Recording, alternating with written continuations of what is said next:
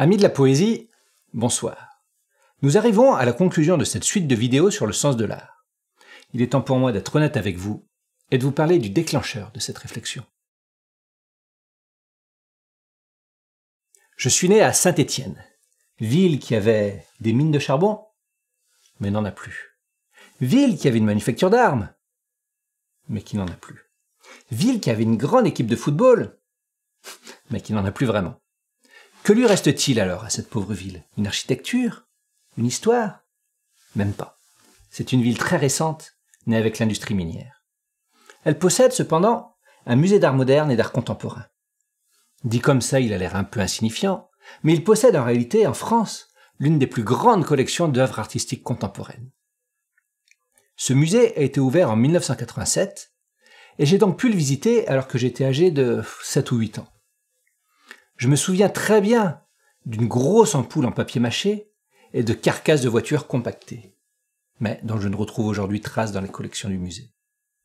J'étais très jeune, mais déjà ma réaction, et celle de mes camarades, fut « Vous êtes sûr que c'est de l'art, ça ?»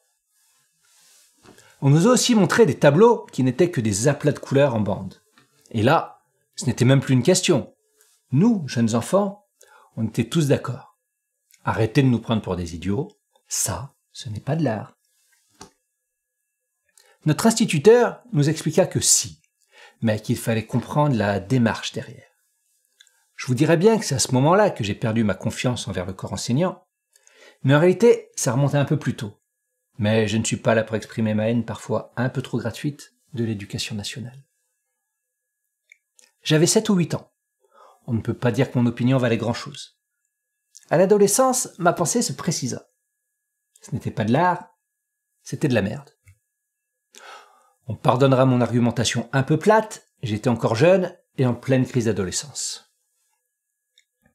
Les années passant, j'étais devenu moins radical sur mes positions, mais je n'arrivais pas à me défaire de l'idée que, non, décidément, je n'arrivais pas à voir l'élan artistique derrière ce genre d'œuvre. Mais j'étais incapable de dire pourquoi. C'était moche, certes, mais il y a certains tableaux de Jérôme Bosch, par exemple, qui ne sont pas beaux non plus. Ils arrivent pourtant à avoir ce pouvoir de captivation que n'avaient pas les carcasses de voitures compressées. Face à un point de vue opposé, quand on a la volonté de comprendre quelque chose en profondeur, il faut partir du principe que l'on a tort, chercher à comprendre pourquoi l'autre a raison et faire le bilan. Dans 95% des cas, on a raison, mais l'autre a également raison, et la vérité se trouve non pas à mi-chemin, mais dans les deux côtés à la fois. Alors, j'ai commencé à rechercher à comprendre ce qu'était l'art, admettant que j'avais sûrement raison, mais que les tenants de l'art contemporain avaient raison aussi. J'ai mis de côté mes préjugés. Par exemple, pour moi, le cinéma ne tient pas de l'art. Les peintures abstraites contemporaines, non plus. Les illustrations de livres pour enfants, non plus. La littérature, non plus. Et pour ceux qui pensent à la bande dessinée ou aux jeux vidéo comme forme d'art, je n'ouvrirai pas de débat. Ça, ce sont mes opinions, qui valent ce qu'elles valent, mais que j'ai fait en sorte de ranger de côté. Et j'ai intégré dans ma quête de réponse la photographie, le cinéma, les graffitis, l'art conceptuel, l'art brut, la pop music, etc. J'ai donc commencé par le commencement, la peinture pariétale, puis l'art égyptien, ensuite les Grecs, les Romains, pour arriver à la conclusion que ce concept d'art que je mets sur un piédestal n'existait pas à cette époque. Il n'a paru guère avant la Renaissance, et même plutôt au début du XIXe siècle. Ainsi, j'aurais eu tort dès le début. Tout peut être art, puisqu'après tout, le concept d'art semble assez récent et artificiel. Sauf que si les mots antiques ars, artis, émou ou techné désignaient indifféremment la maîtrise d'une discipline ou un travail bien fait, cela pouvait parfaitement englober également le concept d'art.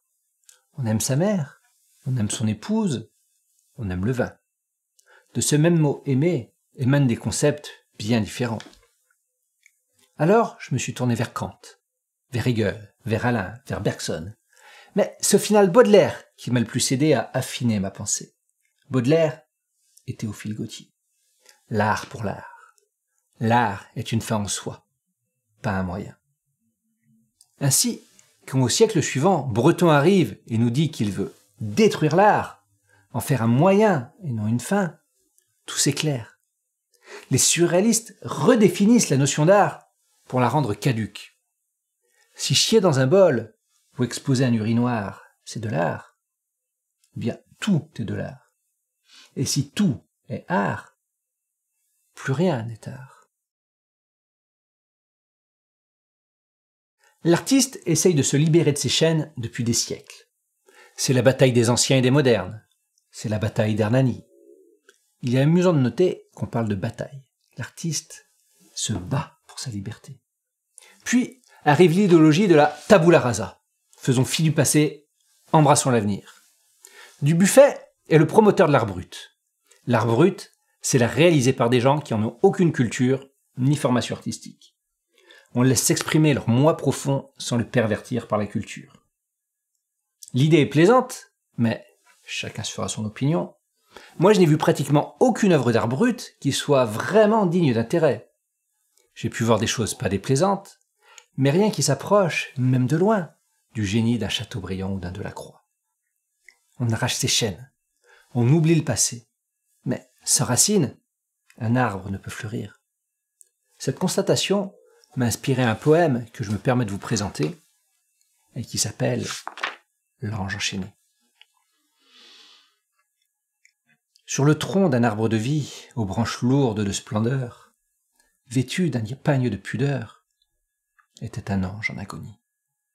Ses grandes ailes, calices et ployées, étaient là, clouées à même l'écorce, arches de plumes, portail dévoyé d'une architecture à la courbe torse, au sol ancré, mais du ciel envoyé. De lourdes chaînes entravaient ses gestes. Pourtant il luttait, les muscles tendus.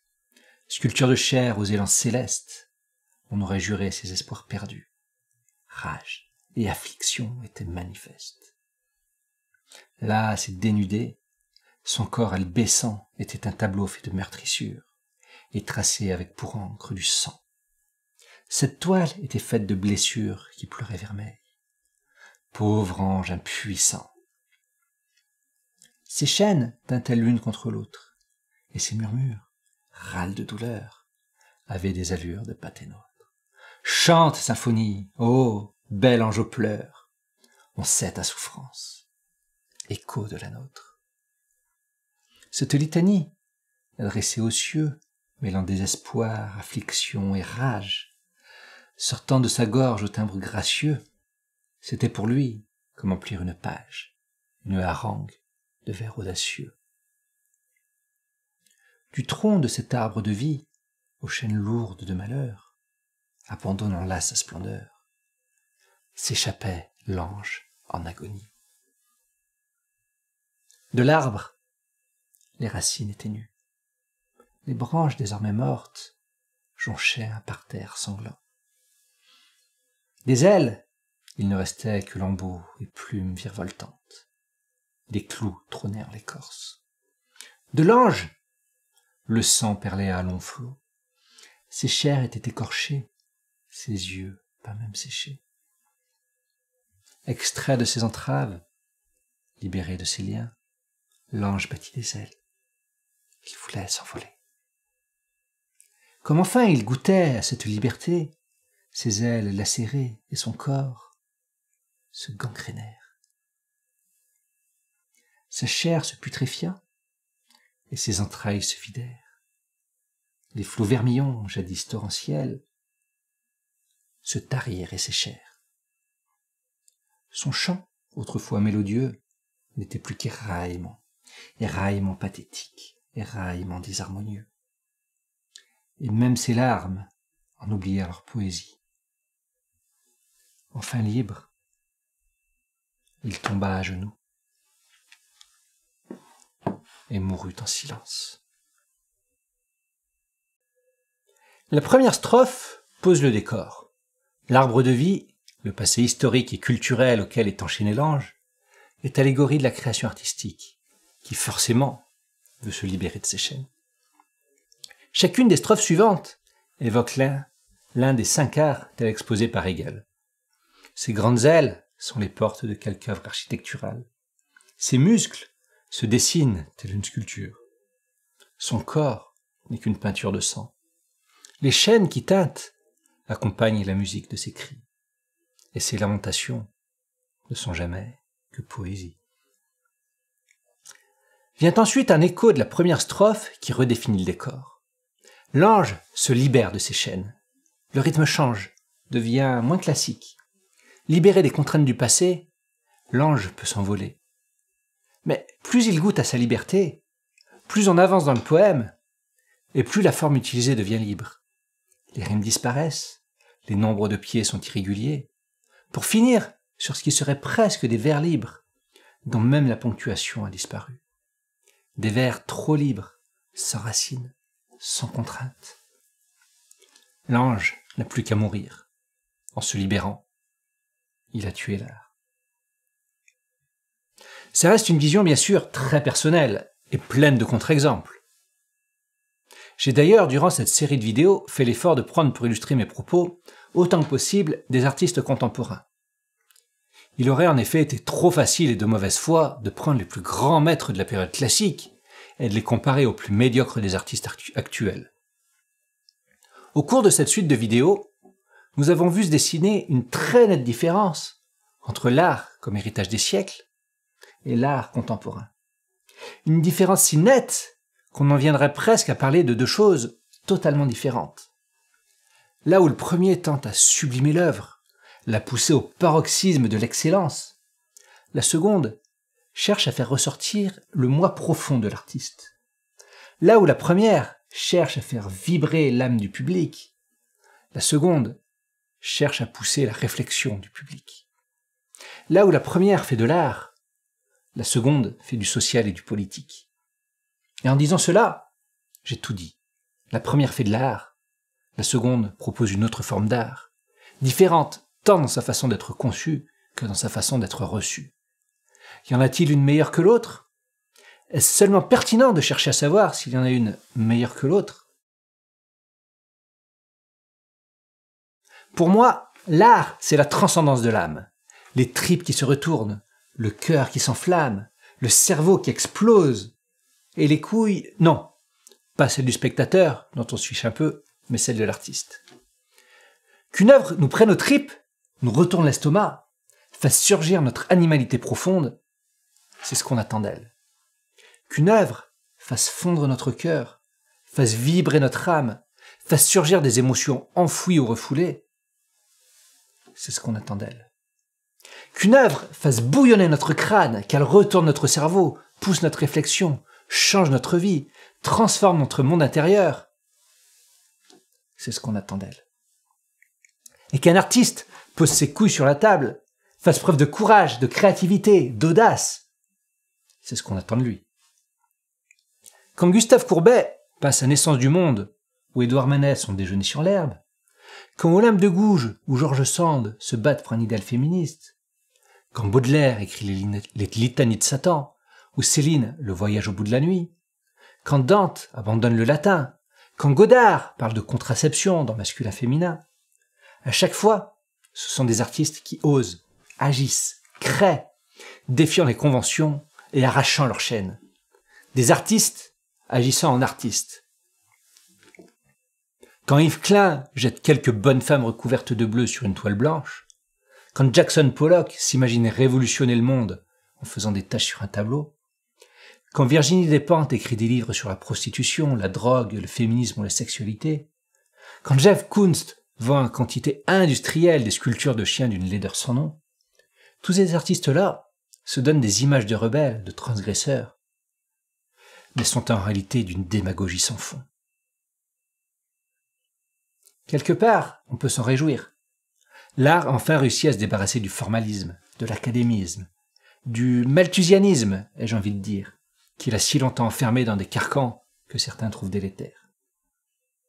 En pratique, et je laisserai le spectateur seul juge, en pratique, les œuvres actuelles, libérées comme jamais, sont-elles vraiment supérieures à ce qu'a su nous proposer les siècles passés? On me répondra que ce n'est pas vraiment comparable. Je répondrai que oui, effectivement, c'est incomparable. Et j'irais même jusqu'à dire qu'il est temps d'enfin voir ces faux artistes sans talent pour ce qu'ils sont.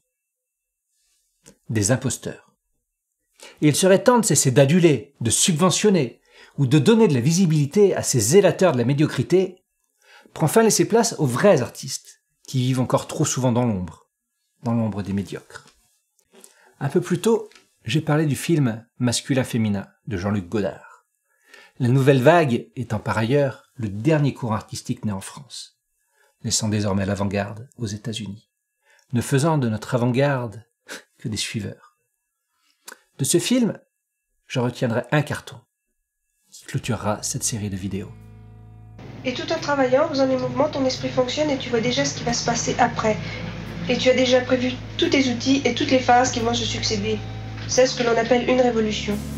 Et ce n'est pas jouer sur les mots, mais l'esprit révolutionnaire, eh bien c'est ça. Oui, c'est ça.